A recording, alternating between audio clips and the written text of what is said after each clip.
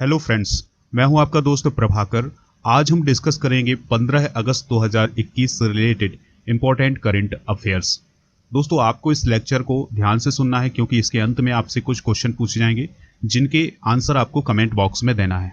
तो आज 15 अगस्त है और भारत अपना 75वां स्वतंत्रता दिवस मना रहा है, यानी आज़ादी के 75 साल हो चुके हैं।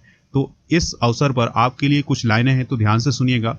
वतन पर जो फिदा होगा, अमर वो हर नौजवान होगा, रहेगी जब तक दुनिया ये अफसाना उसका बयां होगा।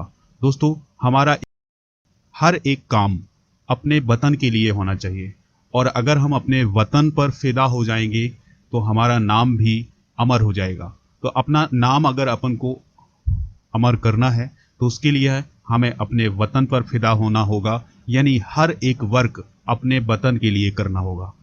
तो सभी को स्वतंत्रता दिवस की हार्दिक शुभकामनाएं। आप घर में रहिए, सुरक्षित रहिए और घर में ही स्वतंत्रता दिवस मनाइए। दोस्तों, आप हमें खबरिया पर भी फॉलो कर सकते हैं, यानी स्टडी कर को आप खबरिया पर फॉलो कर लीजिएगा, जहां पर आपको मोस्ट इंपॉर्टेंट ऑडियो लेक्चर मिलेंगे जिनका सीधा फायदा आपके एग्जाम में मिलेगा। तो चलिए फ्रेंड्स, पहला क्वेश्चन डिस्कस करते हैं। हाल ही में किस इंडियन क्रिकेटर ने क्रिकेट के सभी फॉर्मेट से संन्यास लेने की घोषणा की है? तो वह कौन सा क्रिकेटर है जिसने सभी फॉर्मेट से संन्यास लिया है हाल ही में? तो उसका नाम है उन्मुक्त चंद। दोस्तों, भारत की अंडर 19 विश्व कप विजेता टीम के कप्तान रहे हैं उन्मुक्त चंद। तो उन्होंने खेल के सभी फॉर्मेट से संन्यास लेने की घोषणा की है। उन्होंने घरेलू क्रिकेट में भारत ए के साथ साथ दिल्ली और उत्तराखंड का भी नेतृत्व किया है। उन्मुक्त चंद की कप्तानी में भारतीय अंडर 19 क्रिकेट टीम ने साल 2012 में विश्व कप जीता था, और उन्होंने इसी टूर्नामेंट में फाइनल मुकाबले में ऑस्ट्रेलिया के खिलाफ 111 रन की पारी खेली थी। यानी दोस्तों, उन्मुक्त चंद ने अंडर 19 क्रिकेट विश्व कप जिताने में महत्वपूर्ण भूमिका निभाई थी, लेकिन इन्हें भारतीय क्रिकेट टीम में खेलने का मौका नहीं मिला। दोस्तों, इसके बाद ये क्रिकेट से लगातार दूर रहे, जिससे अब कहा जा रहा है कि ये फॉरेन कंट्री के लिए खेलना चाहते हैं, यानी दूसरी कंट्री के लिए खेलना चाहते हैं, क्योंकि उन्हें अपने देश में तो मौका नहीं मिल पाया भारतीय क्रिकेट टीम को रिप्रेजेंटेटिव करने का, लेकिन अब ये फॉरेन कंट्री के लिए खेल सकते हैं, ऐसा खबरों में आया है। तो अब यहाँ पर बात आई है दोस्तों क्रिकेट की। तो क्रिकेट को कंट्रोल करने वाली एक संस्था होती है जिसे हम बीसीसीआई बोलते हैं। तो बीसीसीआई की स्थापना हुई थी 1998 में। दोस्तों, बीसीसीआई किससे रिलेटेड होती है? तो आईसीसी से, यानी इंटरनेशनल क्रिकेट काउंसिल से होती है। अब बात करते हैं दोस्तों कि इसकी लोकेशन कहाँ है, यानी बीसीसीआई आखिर है कहाँ। तो बीसीसीआई का जो हेड क्वार्टर है वो है वानखेड़े स्टेडियम, मुंबई में। वानखेड़े स्टेडियम कहाँ है? मुंबई में है, महाराष्ट्र में है वानखेड़े स्टेडियम। तो वहीं पर इसका हेड क्वार्टर है। अभी वर्तमान में प्रेसिडेंट कौन है? तो भारतीय क्रिकेट टीम के पूर्व कप्तान सौरव गांगुली हैं, और वाइस प्रेसिडेंट कौन है? तो राजीव शुक्ला हैं। सेक्रेटरी कौन है? जय साय हैं। और मेन कोच कौन है दोस्तों? रवि शास्त्री हैं। और वोमेन्स क्रिकेट टीम के कोच कौन है? रमेश पवार हैं। अगला क्वेश्चन डिस्कस करते हैं, इंपॉर्टेंट क्वेश्चन है ये भी। इंदिरा गांधी शहरी क्रेडिट कार्ड योजना किस राज्य सरकार ने शुरू की है? तो इंदिरा गांधी शहरी क्रेडिट कार्ड योजना शुरू की है राजस्थान गवर्नमेंट ने। दोस्तों, हाल ही में राजस्थान गवर्नमेंट ने स्ट्रीट वेंडर्स को 50,000 रुपए तक का ब्याज मुक्त देने की घोषणा की है। यानी जो रोड पर जो ठेला लगाते हैं उनके लिए 50,000 तक का लोन या ऋण देने की घोषणा की है। किसने? राजस्थान गवर्नमेंट ने। तो दोस्तों, इस योजना का क्या नाम है? इंदिरा गांधी शहरी क्रेडिट कार्ड योजना। अब राजस्थान से रिलेटेड कुछ हम टॉप स्कीम देख लेते हैं कि कौन कौन सी स्कीम हाल ही के दिनों में लॉन्च की गई है राजस्थान में। तो ध्यान से सुनिएगा। जनजाति भागीदारी योजना, ये राजस्थान सरकार के द्वारा चलाई जाती है। मेजर ध्यानचंद स्टेडियम योजना, ये भी राजस्थान में चलती है। घर घर औषधि योजना, एक पौधा सुपोषित बेटी के नाम नामक योजना भी कहाँ पर चलाई जा रही है? राजस्थान में चलाई जा रही है। और मुख्यमंत्री चिरंजीवी योजना, ये भी कहाँ चलती है दोस्तों? राजस्थान में। तो ये कुछ 5 स्कीम है राजस्थान सरकार की। और हाल ही में कौन सी स्कीम लॉन्च की गई है? इंदिरा गांधी शहरी क्रेडिट कार्ड योजना।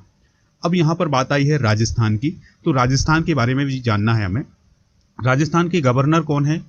कलराज मिश्र हैं। चीफ मिनिस्टर हैं अशोक गहलोत, जो कि इंडियन नेशनल कांग्रेस पार्टी से रिलेशन रखते हैं अपना। और यहाँ पर विधानसभा सीटें 200 हैं, और राज्यसभा सीटें 10 हैं, और लोकसभा सीटें कितनी हैं? 25 हैं। दोस्तों, राजस्थान की बात करें तो यहाँ की जो कैपिटल है वो है जयपुर, और जो राजस्थान है, राजस्थान भारत का क्षेत्रफल की दृष्टि से सबसे बड़ा राज्य है। कौन सा राज्य है? सबसे बड़ा राज्य है क्षेत्रफल की दृष्टि से। इसके पड़ोसी राज्यों की बात करें तो गुजरात और मध्य प्रदेश और हरियाणा, पंजाब और उत्तर प्रदेश इसके पड़ोसी राज्य हैं। दोस्तों इसी में थार मरुस्थल है, यानी भारत में जो थार मरुस्थल है वो इसी राज्य में पड़ता है। और थार मरुस्थल की बात करें तो ये भारत और पाकिस्तान दोनों देशों में फैला हुआ है। चलिए फ्रेंड्स, नेक्स्ट क्वेश्चन डिस्कस करते हैं। अगला क्वेश्चन है 28वीं आसियान क्षेत्रीय मंच मंत्री स्तरीय बैठक में भारत की तरफ से अध्यक्षता किसने की है? तो अभी हाल ही में आसियान देशों की एक बैठक हुई है मंत्री स्तरीय, तो उस बैठक में भारत की तरफ से अध्यक्षता किसने की है? तो ये अध्यक्षता की है राजकुमार सिंह ने। इनका पूरा नाम है डॉक्टर राजकुमार रंजन सिंह। तो दोस्तों राजकुमार रंजन सिंह भारत के विदेश राज्य मंत्री हैं। तो उन्होंने 28वें आसियान क्षेत्रीय मंच में विदेश मंत्रियों की बैठक में भारत का प्रतिनिधित्व किया है।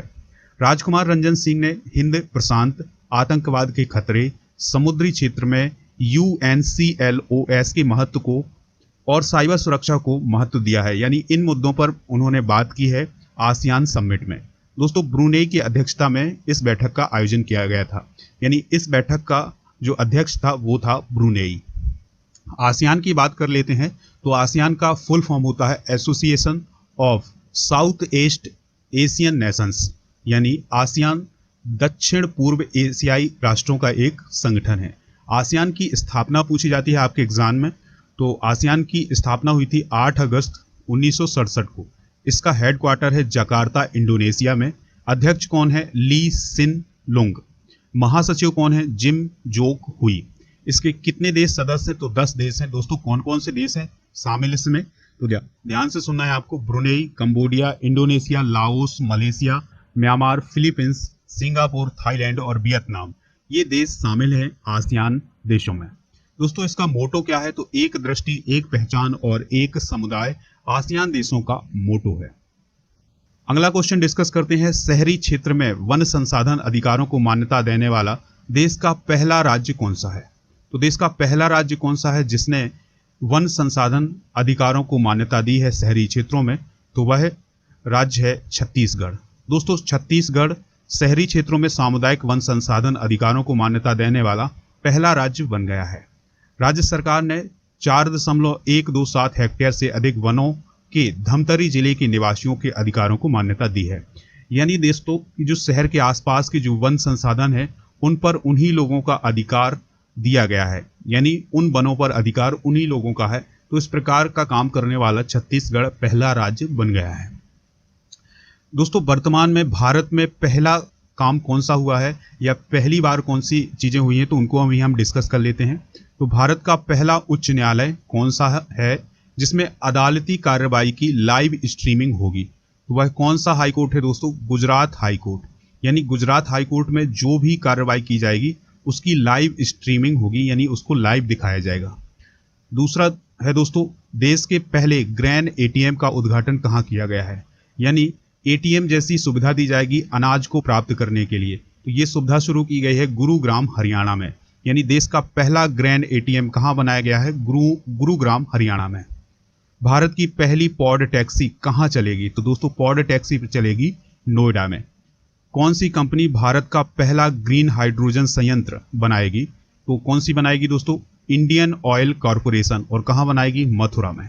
देश का पहला प्रौद्योगिकी नवाचार केंद्र किस संस्था ने लॉन्च किया है? तो देश का पहला प्रौद्योगिकी नवाचार केंद्र IIT कानपुर ने लॉन्च किया है। अगला क्वेश्चन डिस्कस करते हैं। 130वीं डूरंड फुटबॉल प्रतियोगिता का आयोजन कहाँ किया जाएगा? 130वीं डूरंड फुटबॉल प्रतियोगिता का आयोजन कहाँ किया जाएगा दोस्तों? तो ये किया जाएगा पश्चिम बंगाल, यानी वेस्ट बंगाल की कैपिटल है कोलकाता। तो वहां पर डूरंड कप जो कि एक फुटबॉल का कप है तो उसका आयोजन किया जाएगा। दोस्तों डूरंड कप का आयोजन कोलकाता में होगा। इसमें सेना की 4 टीमों के सहित देश भर की 16 टीमें भाग लेंगी। पिछले वर्ष इसका आयोजन नहीं हो पाया है। वो किसके कारण नहीं हो पाया है? कोविड-19 के कारण इसका आयोजन नहीं हो पाया था, लेकिन इस साल कोलकाता में इसके आयोजन की संभावना बन रही है। डूरंड कप विश्व का तीसरा और एशिया का सबसे पुराना फुटबॉल टूर्नामेंट है। यह प्रतियोगिता पहली बार 1888 में हिमाचल प्रदेश के डागसाई में आयोजित की गई थी। कहाँ की गई थी? हिमाचल प्रदेश के डागसाई में। और यह जो 2021 में संस्करण होने वाला है ये होगा 130वां। और कोलकाता की बात करें तो ये वेस्ट बंगाल की कैपिटल है। दोस्तों अब हम जीके डोज की बात कर लेते हैं, यानी जीके के कुछ क्वेश्चन डिस्कस करेंगे जिसमें आप जीके के प्रश्नों का रिवीजन कर सकते हैं। तो पहला क्वेश्चन है, प्रथम लोकसभा का अध्यक्ष कौन था? तो पहले लोकसभा के अध्यक्ष थे जीवी मावलंकर। संविधान सभा का अस्थायी अध्यक्ष किसे चुना गया था? सच्चिदानंद सिन्हा को। कुचिपुड़ी नृत्य शैली मुख्यतः किस राज्य से रिलेटेड है? तो आंध्र प्रदेश से है। मोहिनी अट्टम किस राज्य से रिलेटेड नृत्य है? तो ये केरल से रिलेटेड है। भारतनाट्यम तमिलनाडु से रिलेटेड है। कथकली केरल से रिलेटेड है। केसर का सर्वाधिक उत्पादन किस राज्य में होता है? तो जम्मू कश्मीर में होता है। भारत में प्रथम बहुउद्देशीय परियोजना का निर्माण किस नदी पर किया गया है? तो दामोदर नदी पर किया गया है। इंडियन नेशनल कांग्रेस के प्रथम अध्यक्ष कौन थे? WC बनर्जी यानी व्योमेश चंद्र बनर्जी थे। गांधी जी किसे अपना राजनीतिक गुरु मानते थे? तो गोपाल कृष्ण गोखले को अपना राजनीतिक गुरु मानते थे। दोस्तों अब हम उन प्रश्नों की बात करते हैं जिनके जवाब आपको कमेंट बॉक्स में देने हैं। तो इसके पहले आप इस लेक्चर को लाइक जरूर कर दीजिएगा, अगर आपको पसंद आया है दोस्तों को शेयर कर दीजिएगा।